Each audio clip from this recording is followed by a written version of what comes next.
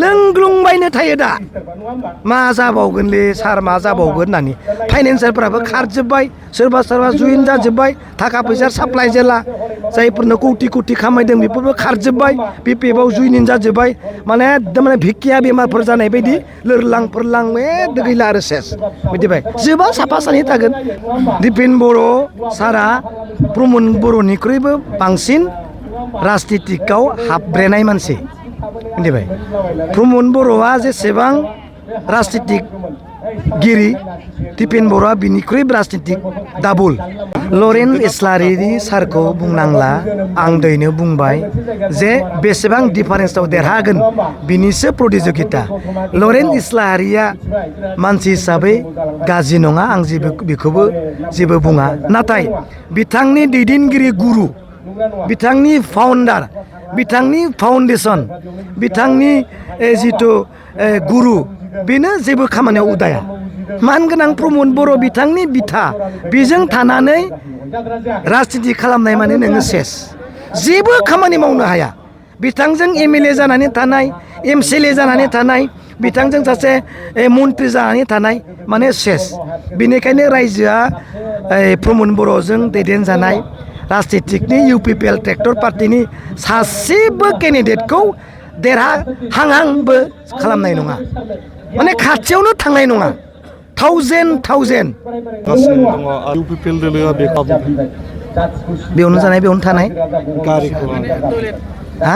गारिखौ लानानै बेयावनो जायो बेयावनो थायो ना खियो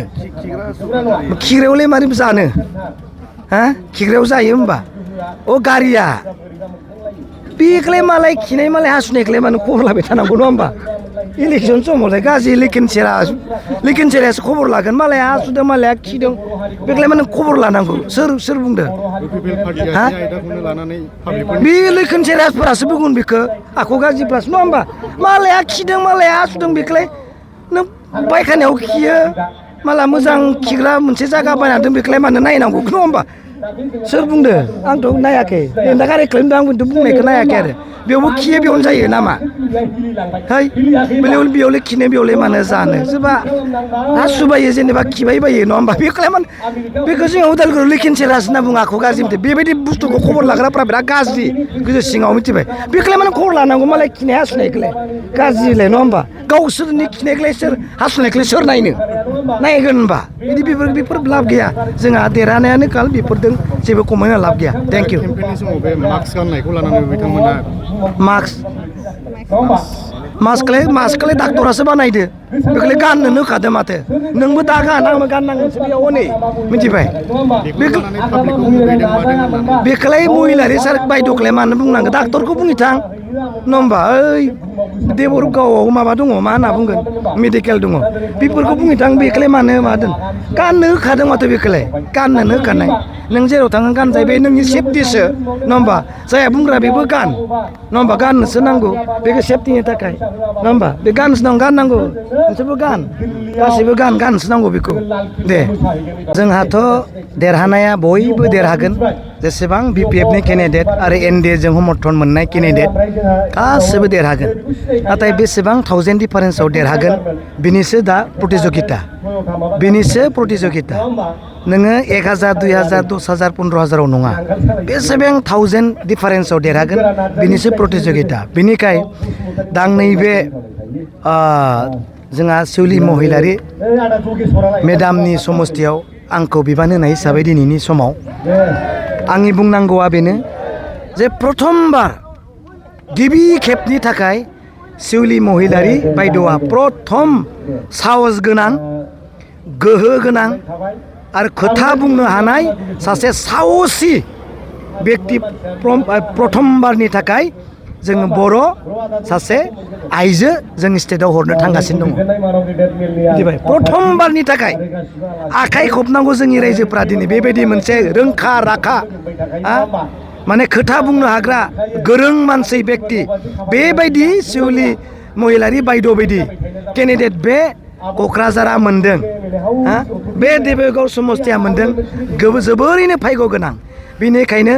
देरहायाथ' 100% बेखौ सोंनांगौबो नङा बुंनांगौबो नङा बेसेबां डिफारेन्सआव देरहागोन बिनि प्रतियोगिताया जोंहा दिनै जागासिनो दङ आरो जोंहा रिजाल्टआ पजिटिभखा बेनिखायनो जों रिजाल्टखौल' नेनांगौ दिपेन बर' सारा प्रमद बर'जों थाफानाय समावनो जेनखानाय दाखालि बिटिसिआव जेनाखै होमबा दिपेन बर' सारा प्रमद बर'निख्रुइबो बांसिन राजनितिकआव हाबब्रेनाय मानसि मिथिबाय प्रमद बर'आ जेसेबां राजनितिक गिरि दिपेन बर'आ बिनिख्रुइ राजनितिक डाबल कारन बिथाङा इनडाइरेक्ट बिजेपिबो नङा होमबा बिजेपिनि भट होग्राया भट बिना होग्रा दिपेन नङा होमबा नोङो माबायाथ' इउपिपिएल' प्रमद बर'आ खिन्थु दिपेन बर'आ बिजेपिबो टाइपनि ना बिजेपिनो भट बिनो होआखै होमबा बिजेपिबो इउपिपिएलबो डाबल अब्लाबोथ' बे जेनदों नङा होमबा बिजेपिनो भट बिनो होग्राया माने नों बिजेपि मिथिबाय राजनितिनि मानसिया बिनो हायो खिन्थु बे सात्र संगठननि समावनो बियो बिजेपिखा दा नों इउपिपिएल हायोबा इउपिपिएलआवथ' नों जिर'खा गभर्नमेन्ट गैयै समावनो जों देरहादों दिपेन बर' सार बिथाङा जेननायखौ गावनि मेगनजोंनो नुगोन सात्र संगठनाव थानाय समाव रायजोखौ माबायदि थगायदोंमोन मानि थाखाय थगायदोंमोन बिनि फिथाइखौ दिपेन बर' सारा मोनगोन गासैबो सात्र संगठननि दैदेनगिरिफोरा गाज्रि नङा नाथाय बिथांमोना दुइटालिया गाद्दारि दुगा मिथिबा सबदां मिथिबाय बिराद गोरों सानो बिराद खोथा बुङो खिन्थु सबदां दुगामारा थगायसुला रायजोखौ थगायनायनि फिनखौ मोनबाय दा बिटिसिआव नङा होमबा रायजोखौ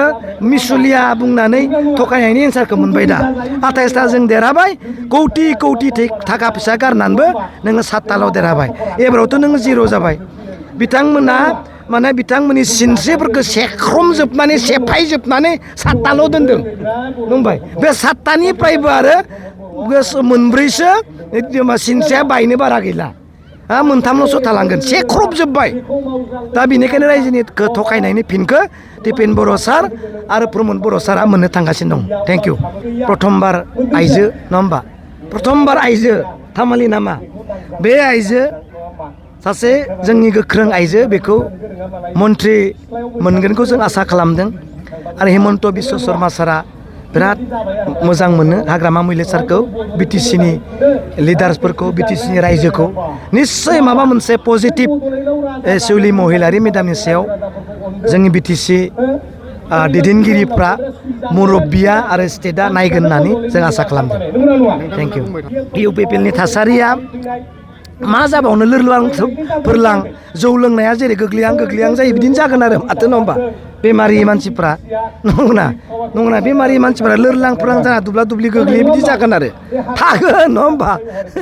लोंग्लुंबायनो थायो दा मा जाबावगोनलै सार मा जाबावगोन होननानै फाइनान्सारफ्राबो खारजोब्बाय सोरबा जुइन जाजोब्बाय थाखा फैसा साप्लाय जेला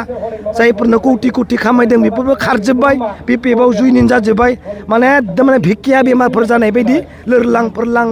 गैला आरो सेस मिथिबाय जोबा साफा सानै थागोन फोजोबनोबो थानोबो नांगौ जोङो बुंग्रा मानसि थानाङा होमबा बिसोर जोंखौ बुङाबा जों बोरै भुलखौलाय उदुरिनि खालामनो इउपिपिएलआवबो बुंग्रा थानांगोन जोंखौ नङा होमबा दाखालि सिग्रेट सोबनाय बनायदों थेंकिउ होदों मला फट' इडिट खालामना होदों साबायखर बावदों खेनायखौ गोजा खालामना होदों साबायखर बावदों जा नाम जाना जायाखै होमबा स्टाइलसो नुबावो खेनाय गोजा खालामनायखौ नुवाखै जा फरेननि बायदि नुदों